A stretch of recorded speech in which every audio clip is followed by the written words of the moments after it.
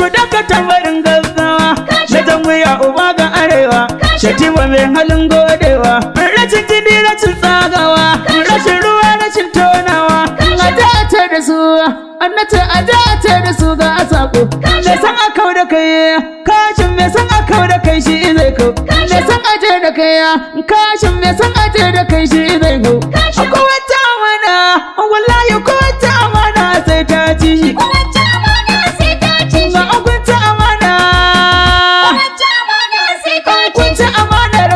sai ta ci ku ka ci amanar kashin mu sai ta ci ka in kin ci amanar kashin mu sai ta ci ki in kin ci amanar kashin mu sai ta ci so in kun ci amanar kashin mu sai ta ci ku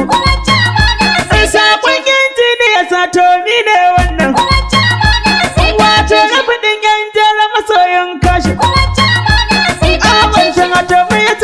masu bayani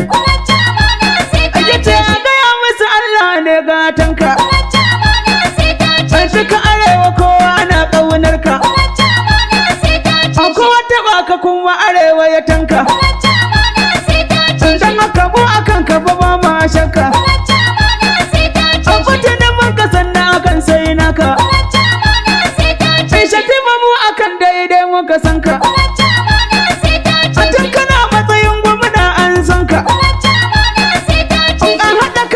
shi ne ra'ayinka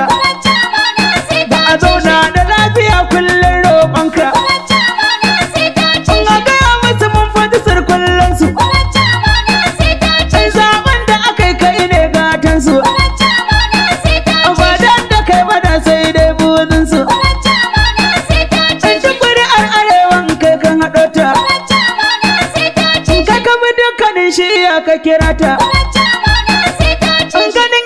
ka je Sokoto fada ka je Zazzau ka leƙa Hadeja ka je ka daura hadda kana Wandabo ka shiga Gombe ka shiga Bauchi fada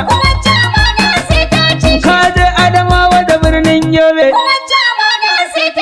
arewa kai ka ce mu fito mi izobe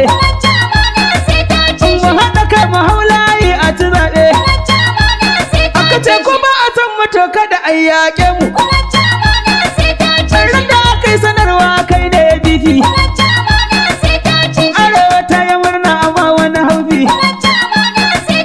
to yanzu me ya faru ake wani canfi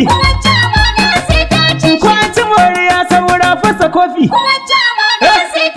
a gaya mini waye ita mukar kashin waye hidima ya fi oga kashin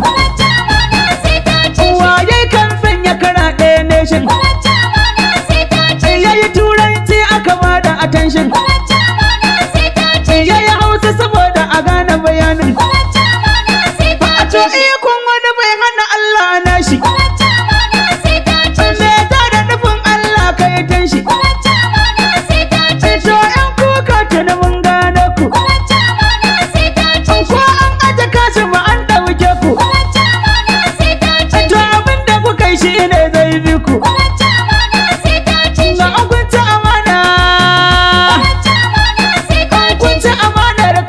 sai ta ci ku ka ci amanar kashin mu sai ta ci ka